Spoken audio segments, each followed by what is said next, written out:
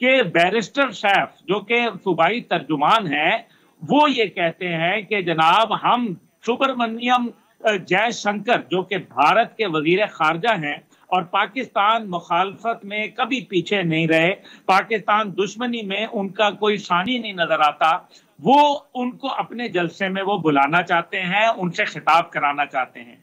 कश्मीरियों को एक तरफ जो है वो खून में नहला दिया गया, वो भारत जो आज इसराइल के साथ गजा के खिलाफ खड़ा हुआ है और गजा के मासूम लोगों के ऊपर जो इंसानियत सोज रियासती दहशत गर्दी हो रही है, वहां 45,000 लोग शहीद कर दिए गए, वो भारत उनके साथ खड़ा है। हम उसके जो वजीर खारजा है वो तहरीक इंसाफ कहती है कि उनको हम अपने जलसे में दावत देंगे तकरीर के लिए।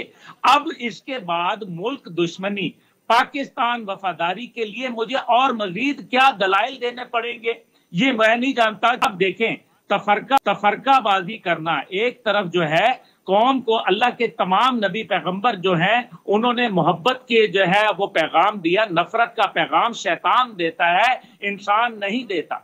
ये नफरत की बुनियाद के ऊपर आप सियासत को कहां लेके जा रहे हैं। कभी इससे पहले खैबर पख्तूनख्वा के चीफ एग्जीक्यूटिव का बयान आता है कि जनाब हम तो जो है वो अफगानिस्तान से बराह रास्त सिफारती ताल्लुकात पैदा करेंगे। ये आप कौन सी बात कर रहे हैं, ये अगेन गैर आईनी है।